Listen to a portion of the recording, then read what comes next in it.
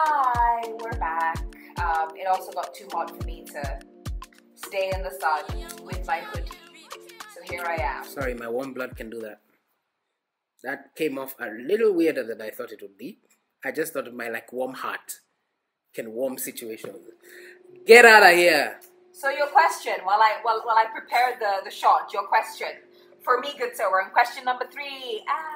Well, technically we're on question number 4. No, I'm gonna say it because the best conversation was in question number 2.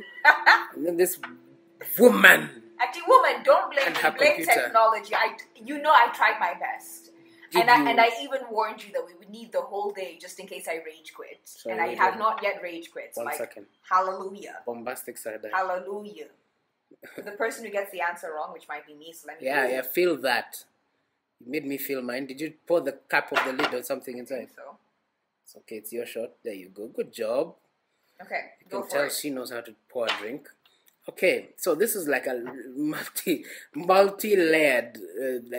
It's one question, but it's like 3 parts of one question. Okay.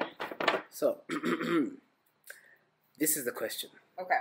And I'll accept many options. Okay. Who is the most educated present African president?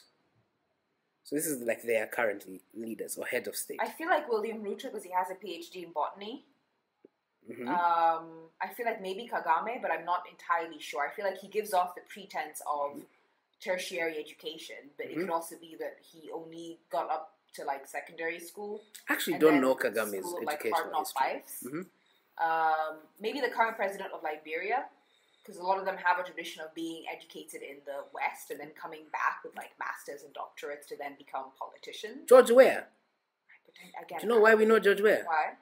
He's the only African football player, to ever win the Ballon d'Or. Ballon d'Or means best player in the world. Uh-huh. He's the only African in history to have won it. Okay. In 1995. So he's not educated. I'm confused. I mean, he's a footballer, so I don't know. So definitely Ruto is one. Mm-hmm. That's the only one I can think of. So to avoid doing the shot, I'm going to definitively say Ruto. Take your shot. I'm not going to take No, that you're not shot. going to take your shot. You're Thank lucky. you. So there are actually quite a few leaders that have incredible qualifications. Really? Like King Mohammed VI of Morocco. Peter Mutharika of Malawi. That's the pastor guy. The one who sounds like Obama's junior. Oh. Shit, okay, uh-huh. She's actually very educated. I think he's in international relations. All these guys are PhD level, by the way. And then, allegedly, some sources say that it is none other, but you can never say it's this one person because PhD is PhD, yeah? They've all got into PhD.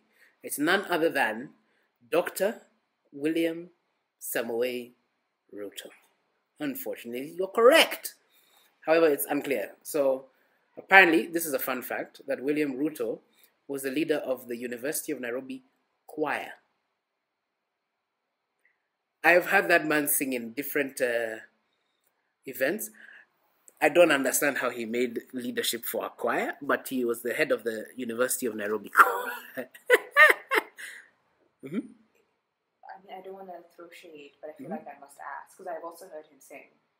And while I believe every human being can sing, not every human being can sing well. I don't.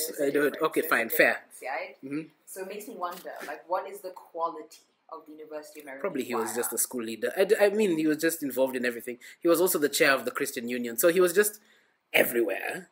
So maybe he just, maybe he can sing on key. I've heard him sing Trasema Asante Asante Asante. Hey, wow! She don't. Hey, I was expecting you to continue. Wow! Why did you continue? Why you Every relying on Kenyan me? Christian, non-Christian knows that song. Wow. I think he sang it at one of the inauguration events. Not his, when he was vice president. Relax, okay. Of course he did. I was saying because of the melding of the church and the state, where there's supposed to be a separation of the two. So no, that doesn't exist. You're even seeing the last cabinet meetings. The last few cabinet meetings, they have prayers before But like, it's always a very Christian prayer when it's like, well, Kenya is not a Christian nation; it is a multi-faith nation. Let me not lie to you. I'm gonna say to this clear of a face as I can, and with complete brutal honesty. No matter what the law says, Kenya is a Christian nation. But it's not a Christian nation. I know what the law says. I'm just telling you. But it's not. Kenya is a Christian nation. But it's not. Think of it this way. We don't know what the Christian beliefs or the extent of the beliefs of our 4 presidents. They have all been Christian. In fact, it's like a suicide mission in Kenya to not believe, number one, in a God and one God. Number 2, it's a suicide mission to not believe in Christianity. So one day we will have a Muslim president as Kenya. But we will hardly, for generations, we won't have an non-believing in some sort of faith. Like agnostic. Yeah, we won't have that. It has to be very specific. And it's not just Kenya. United States of America. We know half of those guys really didn't really have beliefs, but they had to say they believe in God. True, but like, my ability to believe in a deity should not be the metric upon which you judge my presidency. Well, it is. Because like, just because I'm a Christian doesn't mean I'm going to be a good guy. Aileen, you worked in politics for a little bit. I'll just say that. And you know that the voters and what they select an individual for their voting is not what you may consider totally logical. No, I get. You look for, what was Obama's thing? He was a cool young black man. He was a cool young black man who wasn't really that black. He was like black enough to be black, to be accepted by the white. That the white people were. Exactly. He was the guy you can have a beer with. And a joint with. Let's not a joint with. And then look at him. Always white shirt, the folded sleeves. There are certain aesthetics. You never saw Ruto when he was campaigning, when he was doing the manifesto launches, like the big events, always in a white shirt. Mm-hmm. Always in a white shirt. Why? Because they know, and their advisors told them, there's certain things aesthetically that get you there. True, but like, believing in God is one of them. True, but like I also think just because we are I don't think might makes right. Like, I'm not going to sit here and tell you that Kenya isn't a Christian nation because Christians are the majority of this population, because they are. Like, I think, 60% or something, or 70%? More than that. Or 80% maybe of this population are like Christians, or proclaim themselves to be Christians. Yes. But that doesn't mean you're a Christian, right? Mm-hmm. So I just want us to get away from this idea of like melding together the state and the church, because those should be two very different things. And I feel like in order for the church to maintain its objectivity as a moral arbiter, what is right and wrong, there's a difference between the church and the faith. So having belief versus empowering the church are two very different things. Yes. It's not saying that he's empowering the church. I think he's empowering a specific version of the church. He is, but I'm just saying, but for most of them, for example, like the Uhuru presidency, he didn't really show much. We all knew he was Christian, he's Catholic and all those things. I learned he was Catholic after he left office. You see, I knew that the whole way. But he didn't really impose it. While the Ruto presidency is more imposing it. Because there's a difference between belief and the church. And I feel like for me, that's the thing that scares me the most, right? Because it's not even that like my friends group could basically be like a mini model UN, right? Because I just happen to have like a diverse group of friends. It's more that I think about like how I would feel if I were like a Muslim and I was living in a country like Kenya, wherein I kind of have to prove my Kenyanness in spite of my faith, as opposed to you just accepting that I'm Muslim, I'm Kenyan, and both of those things can exist at the same time. I think that one is changing in terms of the Muslim Kenyanness, because now, based on reality, people have been, don't want to say it, but have been forced to accept. It's the wrong wording. To accept is not. It's the wrong wording, right. But you know what I'm trying to say. Yeah. You can't ignore that Muslim people are part of this republic. Well. The people that you feel bad for are not, for me, it's not the faith people, but it's based on color. So like, as we said in number 2, in the second question that you deleted, that there's a whole group. You need to let it go. She deleted Let it go. It was not on purpose. We were talking. It was technological issues. Let me just say. I tried so my best. I really the did. question we explored. And I'm trying to fix this shirt. Hang on. Oops. Okay, good job. I think it's fine. So the question that we asked was whether, as Black people, in Kenya, we have ignored or belittled the impact from the Indian Kenyan history community with regards to our history. And we're talking about someone called Makan Singh. You can Google him, and AX will do a thing on him in the future. My job is to do that, I think. Fine. This is some male ass bullshit. Please don't do it. Fine. If you want something, do it yourself. I'm hinting. Hint for yourself. Put it on your to-do list, not mine. I think you'd find him very interesting. I don't doubt it, but put Singh. it on your to-do list, not mine. Okay, it is on my to-do list to push Aileen to talk about Makan Singh. That's my duty. Mm-hmm. Okay, so, but apart from that, let's go back to the question. Yes. Because I told you it's 3 questions, really. Yes. Oh, okay. So your shot is not over. On top of this, who is the most educated African president ever? Ever. I want to say Kwame Nkrumah just because he was a thought leader, but it will also be Julius Nyerere. Wrong. Is it Haile Selassie? Wrong. Is it somebody from Egypt? Was I giving you many options? I was giving you one chance. You failed. But I'm not going to do that, George. Why? Because the rules don't apply to you. The rules apply to you. You take your shot. I don't wanna. You take it and you'll be happy. I don't wanna. It's multi-layered. So that's how I knew I was going to trip you. So you said the intent is to trip. You've been tripped. Okay. Bottoms up. I don't remember how the song goes, but there's a song called Bottoms Up. I will be sipping on this. You can't sip a shot. You have to take a shot. I think we did we You not can agree sip with... a drink. You can't sip a shot. People, I'd like to say this very clearly. That is Aileen's first drink. Still, we have been recording since 10 a.m. It is now 4. I've had like 5 of these drinks. She's had 1. This is where the bottle is. She's hardly done any impact on it. Take your shot. 3, 2. I will do half, and then I will do the other half for the part 3 of 3. Fine. So do half. 3, 2, 1. But I 3, 2, 1, go. That was not half, but it's okay. Anyways, the person is, you forgot him, Robert Mugabe. Fuck off. They say how could a man so publicly stupid be so smart? He was not stupid at all. Robert Mugabe, and this was allegedly from many sources. Of course, it can never be confirmed, these things. Okay. However, the guy had a BA from Fort Hare College, University College. Fort Hare. That's one of the biggest. South Africa? Yes, one of the biggest historic colleges. It was Fort Hare and Makerere. Those were the 2. Yeah.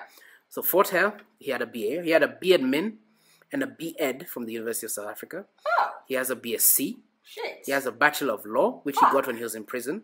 He has an MSc, which he got later. He has a Master of Law from the University of London, which he also got in prison. He's also one... Now, this was another funny thing. He has like 6 degrees, then he has Masters, then he has PhDs. So some of the PhDs... the PhD, I think, is like 1. But the issue is they're mixed. Yeah. Because he also is the leader who had the most honorary degrees as well. So I'm going to read for you something I got from online. I can't remember the source. Sorry, sue me. So in June 2007, Mugabe became the first international figure to be stripped of an honorary degree by a British university when Edinburgh withdrew one it had awarded him in 1984. The following year, the University of Massachusetts revoked a law degree it had awarded him in 1986. And the year after that, in September 2008, Michigan State University cancelled a law degree it had granted to Mugabe in the year 1990.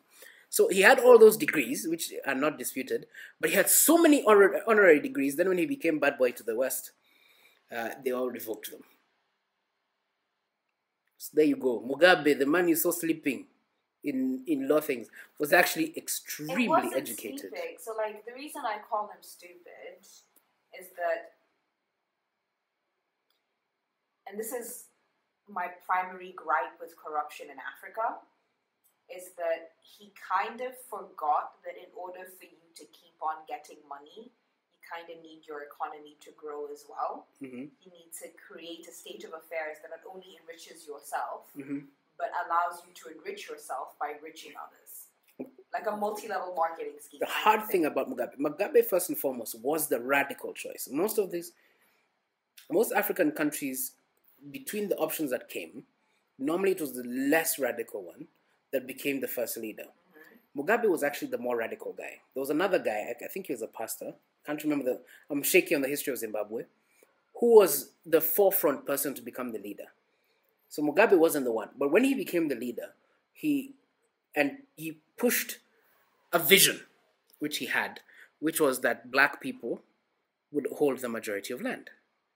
And that's the one decision, we've had it before. It's the one decision he made that cemented his presidency.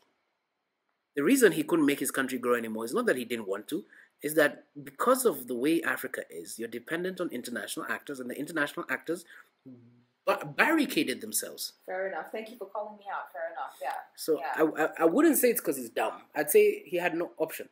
But that was question 2, and this is all leading to the conversation question. Yeah. So the third one is, who is considered to be, I'll take one of 2 answers, the least considered African president? Isn't it Idi Amin? Or Jean Bedel Bokassa? Bokassa. I may have to take that. It's not on my options, but I may have to take it. Yeah, because like Bokassa, I think he only did like primary school or high school, but before joining the French army. There's someone who's worse than that. Idi Amin did not go to school, did he? I don't know about Idi Amin, by the way. But there's someone who was worse than not going to high school. Oh, wasn't it the former dictator of Equatorial Guinea, the guy before Nguema? I don't know what his name is. Huh? There's someone who was kind of worse than him. This guy, and he was president of a very prominent country very recently, has what they say up until class 5. Okay, but like, did one of my answers count? I'm going to accept. I'm not going to make you take a shot. Okay, fine. Final answer has been put in. Tell me what the correct one is.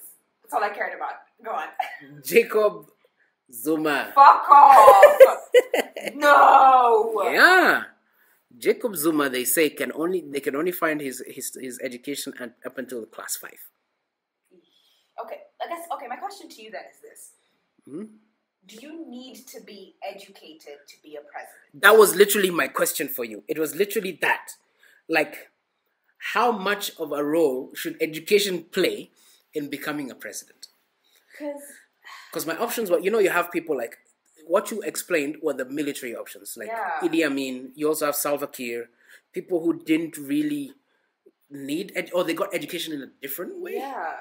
But someone like Jacob Zuma, Jacob Zuma was like a radical. People, if you read his history, that wing, what was it called? The wing of ANC, the radical wing. The guys that were the actual terrorists. The guys who were willing to blow shit up. And, he was one of their leaders. The guy was, as in Jacob Zuma, is not to mess with, by the way. And what people find so funny is that this guy looks, like his face and everything looks clever. Yes. But he can't even read, like, when he's given speeches.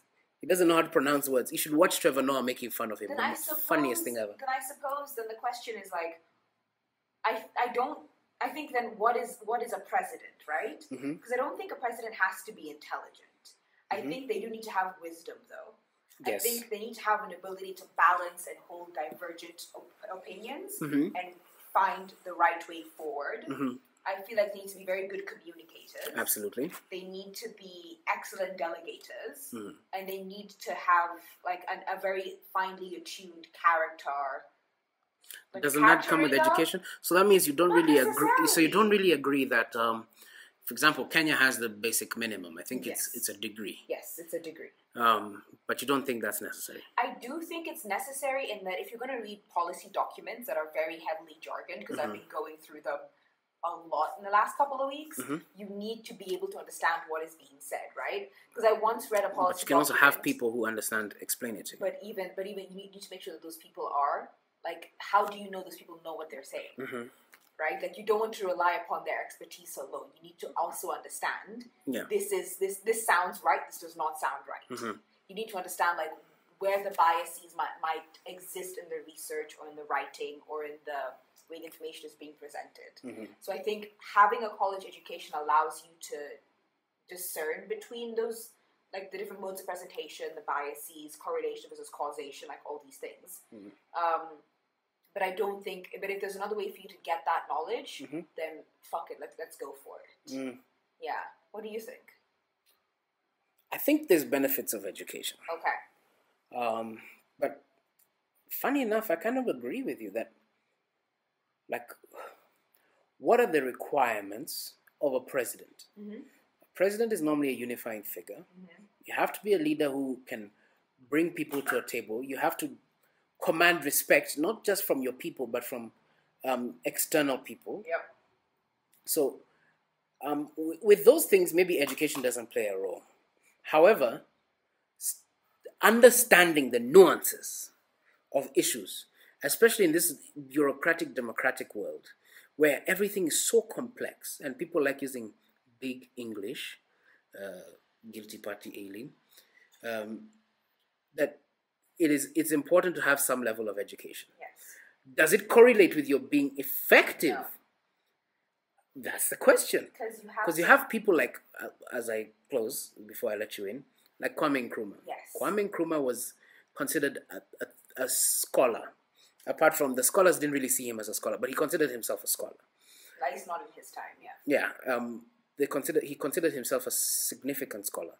Yet, everyone can sort of agree that he was not the best president in terms of promoting his people.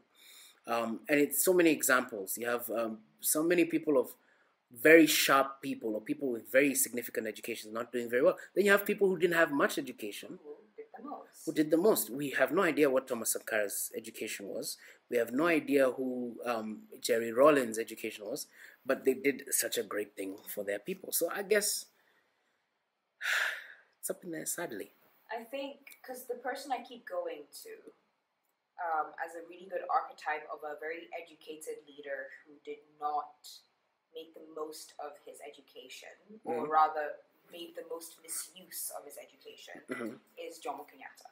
Because didn't he have a PhD in anthropology? Did he? Wrote, or is that a PhD or a master's? But he wrote the book on Kikuyu culture that is still being studied and evaluated today, which is Facing Mount Kenya. And I think that the conclusions that he came to ended up justifying his own personal biases, and there was nobody left around to check him. You have a man like Charles Njonjo who benefited from some of the best education in the world, but he did not use that education, that privilege that he was given, to spread those benefits around to the people that needed them the most, and instead worked to reinforce and entrench his personal power and the power of people that were part of his in-group. But he did use his cleverness. So I think you're right. We need to go back to that conversation of what is the role of a president, and do you need, and what kind of education do you need to be able to fulfill that role adequately? Appropriately. Contextually, what do you need to be able to do? And what's more important? I think the leadership is more important than the education. But here's the thing, because I've been doing a lot of studies into how you teach kids about leadership. Because it's not as easy as you would think. It's not like putting somebody in charge. It's not 1+1. Right? It's an every single day thing. Yeah. And that also, I think, if you're talking about leadership and education, then it means us going all the way back to the very beginning, those foundational years, and talking about, well, how do you show leadership as a 6-year-old? You're 6. Everything in your life is controlled for you. But how do you present this child with the opportunity to then stand up and say, I can get my fellow classmates to do X, Y, Z. And I don't think we're there yet. Do you think partially that education in its current form is, and apologize for my English here, is more of a way to, especially the Kenyan one, it's just a sorting mechanism. It's why, even how universities deal with all the applications, they'll use your grades, which I don't believe high school grades are much teller of intellect and knowledge, partially because I didn't get good high school grades. And this man is actually quite intelligent. She said it! Again, I am not drunk, but I'm also not sober, so. You're very sober, by the way. I'm not. Yeah. She's still on that first drink. Yeah, I'm sorry. Did you not make this drink for me? At least finish the one drink. Bottoms up. I'm not going to finish it. Good God. Continue your spiel. We use more education and all these barriers just to help sort. If you remember, there was once I told you about nihilism, using the lens of Malcolm Gladwell and the beans thing they used for the llama beans. They used experiment they used in a school, where they literally, instead of all those things, they mixed purple beans and put a few green beans. Then if you pick a green bean, you're automatically a leader. Anyone who applies to be a leader, you just apply, your bean is put in the lot. So if you're 20 people applying, he'll pick one of the 20 or 10 of the 20 to make the student council. And they realized how great leaders they were getting, because I have a problem with the way we vote. As we agreed previously, that it's not always logic that makes us select the people we want. So I think all these mechanisms are put in place just to help sort through the people, just to give barriers, that you don't have a random person who has no clear leadership skills getting into the mix in this standing for leadership. And like, I understand that, but I also think, like you're saying, that has come at the consequence of delegitimizing other legitimate forms of knowledge acquisition. Absolutely. And delegitimizing other forms of learning and wisdom and knowledge themselves. Yeah. I mean, I don't particularly know what can be done about it, because we've now, I'm pretty sure you experience this, because like we're both, in the very least, middle-class Kenyans, in the very least. Me, I'm a hustler. In the very least, we're both middle-class, middle-class backgrounds. I'm a hustler? Okay, so fine. Sorry, should I turn my phone around so we see your laptop? Yes. What is this? Boom. Thank you. Good. Do you not see the Apple logo right there? It was gifted to me. Do you not see the Apple logo? This is what you call a bapple. What the fuck is a bapple? It's a makeshift apple. It's those are corn things. Okay, point is, I think both of us come from middle class backgrounds where the expectation is that you need to get a degree. Like that is how you sign your signature on the roll of middle class people. Like that's what differentiates you from the people who are quote unquote below you. And that's what helps you elevate yourself to the next class of people.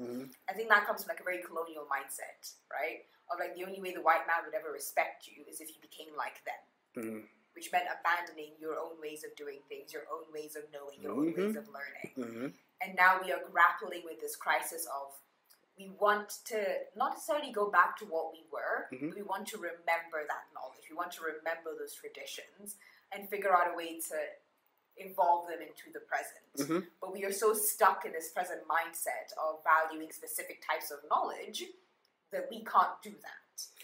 Let's use a hypothetical here, because I think this is the first time we're really almost 100% in agreement. The first? One of the few times. You and I fight all the time. We don't fight all the time. We're a good married couple. Married couples fight. So if you pick James Wangi, let's use him as an example. Let's say he didn't go to college. Yeah. Let's say he didn't go to college, but his brilliance took him to still where he is. Does he need that degree for us to vote for him? That's the question I think we all have to ask. Last year, a number of candidates were sort of thrown to the wayside because they didn't meet the one criteria. See, was not what was going to happen to Sakaja or something. Sakaja, Jimmy Wanjigi. Jimmy Wanjigi actually couldn't run because of meeting the minimum requirement of a degree. But sometimes people have such industry experience, or they are leaders. Like James Wangi, you can't deny, is a leader. His Wings to Fly initiative, I don't even know if it was him, probably just a guy who told him, by the way, I have an idea. And I want to do this. And he empowered it. Go for it. Those initiatives have changed people's lives. Yes. So, would we need to put him down and say, you can't run for president because you don't have a degree? I don't think we should, which is why, but I also don't think that means that we should automatically presume that, when you are the head of the company or a head of an industry, you are solely responsible for the success that comes from that. Like, the only thing you're good at, perhaps, is organizing people. There's a difference between leaders and bosses. Yes. That I agree. But also, Mwai Kibaki. we all sort of have agreed, although that I feel it'll change a little bit, that he was the best president Kenya's had. For now, yes. I will still believe, and it is partially because of my biases and my exposure, that Uhuru gives him a run for his money. I told you, it's my biases, my exposure. No. I also get where, because to me, it's something like Linda Mama. Like, that's something I genuinely Linda Mama. Well done. As in, well bro, done. let me not lie to you. And I remember talking to people. The solving of issues he has done with our roads, you people don't understand how bad it was. Yeah. How bad it was. It's still bad. But it's but not bro, as bad it as it was was. bad. So I'm thinking he can give Mwai Kibaki a run for his money, maybe in 10 years, when we start to look at it from a more objective perspective. But one of the things that Kibaki was he was an intellect above the intellect. So the intellects were scared of him. His advisors knew they couldn't dominate him mentally. And that did him a long way. He was on Time magazine, but it wasn't about his education. It was more about his aura, if you know what I'm talking about. I do. So then I guess that it's not necessarily about like what it means to be a president or a leader, as much as it is like what do we want out of our education in general. Like what kind of, for want of a better word, and I fucking hate this word, what kind of products do we want to produce as we go through this education system? And are we doing that right now with like CBC or with 844 or with 2463 building or whatever leaders? the fuck it is? Yeah. And it's a question that I don't think we really have the answer to. I think we're going to learn in like 6 years when the first batch of CBC kids graduates, and we're all looking at them like, do something. Ooh, okay. Do something. All right. So we're going to take a break right now, and we'll be back with the next question from AX. Hallelujah.